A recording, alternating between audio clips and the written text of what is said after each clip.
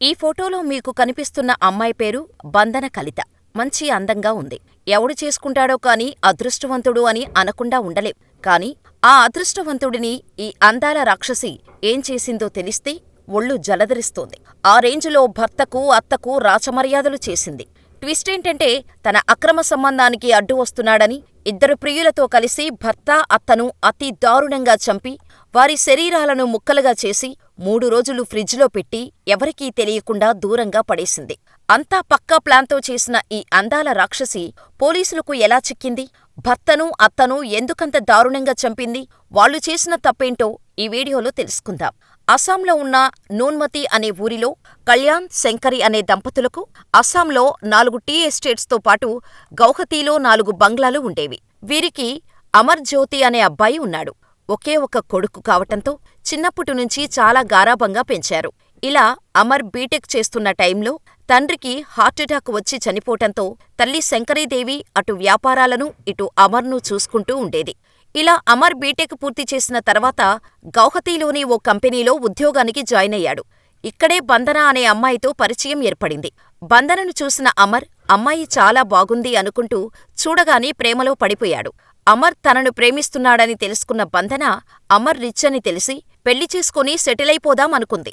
ఇద్దరూ పీకల్లోతు ప్రేమలో మునిగి తేలిపోయారు. ఇలా ఉండగా ఒకరోజు బంధన అమర్ దగ్గరకు వచ్చి, ఇంకెన్ని రోజులు ఈ ప్రేమ? మనం పెళ్లి చేసుకుందాం అని అడగ్గానే అమర్ ఎగిరి గంతేసి అమ్మ శంకరీదేవి దగ్గరకు వెళ్లి బంధన గురించి చెప్పాడు. కాని శంకరీదేవి పెళ్లికి ఒప్పుకోలేదు. శంకరీదేవి తమ బంధువుల అమ్మాయిని ఇచ్చి పెళ్లి చెయ్యాలి అనుకుంది. కాని అమర్ మాట వినలేదు. పెళ్లి చేసుకుంటే బంధననే పెళ్లి చేసుకుంటాను, లేదంటే లేదు అని మొండిపట్టు పట్టడంతో కొడుకు ప్రేమను కాదు అనలేక బంధనతో గ్రాండ్గా పెళ్లి చేసింది.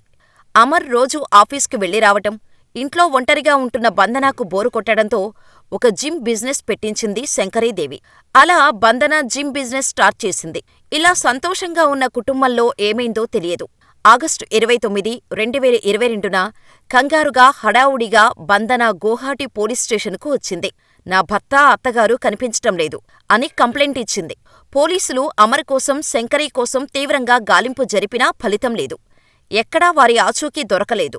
2022 నవంబర్ 21న శంకరీ మేనల్లుడు నిర్మల్యాదేవ్ కూడా మా అత్త, బావ కనిపించటం లేదని పోలీసులకు మిస్సింగ్ కంప్లైంట్ ఇచ్చాడు. కానీ పోలీసులకు ఎలాంటి క్లూ లభించలేదు. ఎన్ని రోజులైనా అత్తాభర్త ఆచూకీ తెలియకపోవటంతో అసలు మీరేం చేస్తున్నారు? నా భర్త, అత్తగారు కనిపించటం లేదని కంప్లైంట్ ఇస్తే కేసు ముందుకు సాగటం లేదు. నేను కమిషనర్ ఆఫీస్కి వెళ్లి తెలుసుకుంటా అని బంధన గోవాటీ పోలీస్ కమిషనర్ ఆఫీస్కు 2023 ఫిబ్రవరి 14న వెళ్లి కేసు గురించి కమిషనర్తో మాట్లాడింది. అదే రోజు నిర్మల్య కూడా సిఐడికి కంప్లైంట్ చేశాడు. ఈ 2 కంప్లైంట్స్ని డీసీపీ కళ్యాణ్ పాథక్ స్పెషల్ టీముకు అప్పగించారు. దీంతో బంధనతో పాటు నిర్మల్యను స్పెషల్ టీం విచారించింది. నిర్మల్య, బంధన ఈ విచారణలో పొంతనలేని సమాధానాలు చెప్పారు. కానీ నిర్మల్య ఇచ్చిన ఓ స్టేట్మెంట్ పోలీసులకు ఎక్కడో అనుమానం వచ్చేలా చేసింది. తన అత్త ఏటీఎం కార్డును బంధనానే వాడుతుందని చెప్పటంతో పోలీసులు ఎంక్వైరీ చేయగా బంధన 5 లక్షల వరకు ఆ ఏటీఎం నుంచి డ్రా చేసింది. పోలీసులకు అనుమానం రావటంతో వివరాలను కూపీలాగగా బంధనానే డ్రా చేసినట్టు తెలిసింది. ఇలా అనుమానంతో పోలీసులు మరోసారి బంధనను విచారించారు.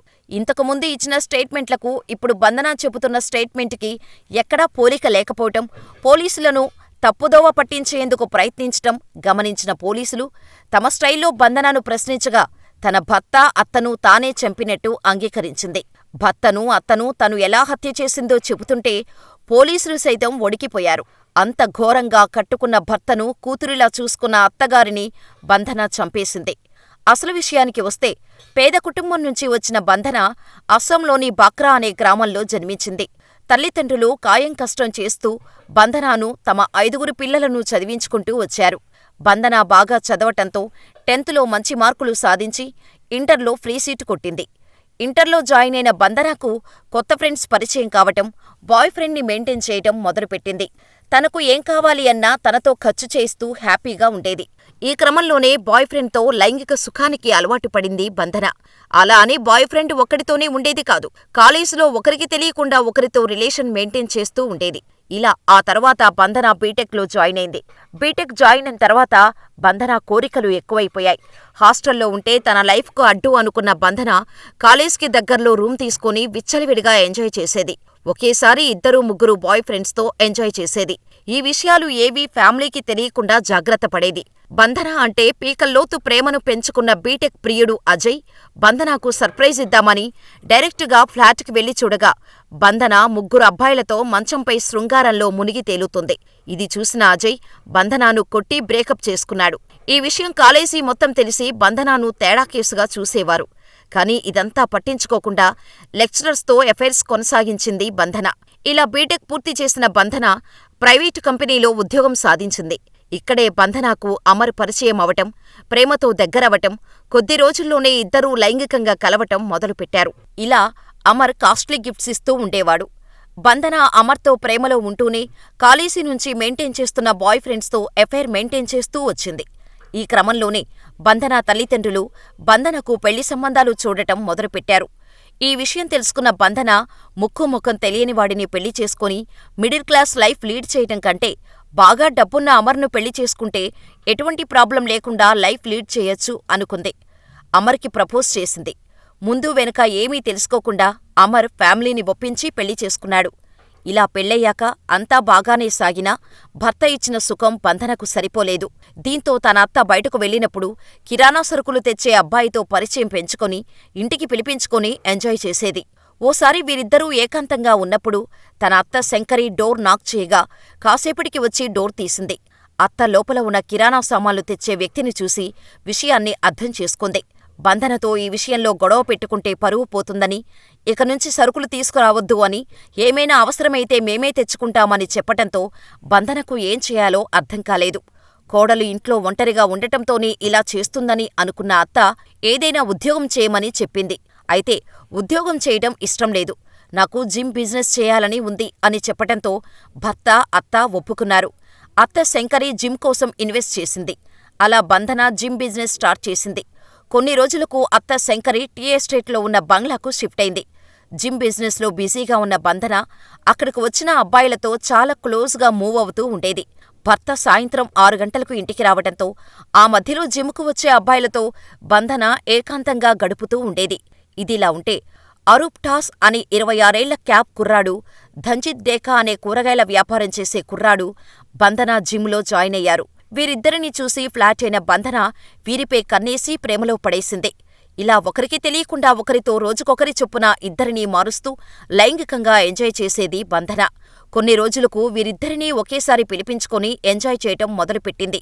ఇలా వీరి బంధం 6 నెలలు కొనసాగింది. అయితే ఓసారి అమర్ మధ్యాహ్నం ఆఫీసు నుంచి ఇంటికి వచ్చినా ఇంటి ముందు కారు, బైకు ఉండటం చూసి ఆలోచిస్తూనే డోర్ నాక్ చేశాడు.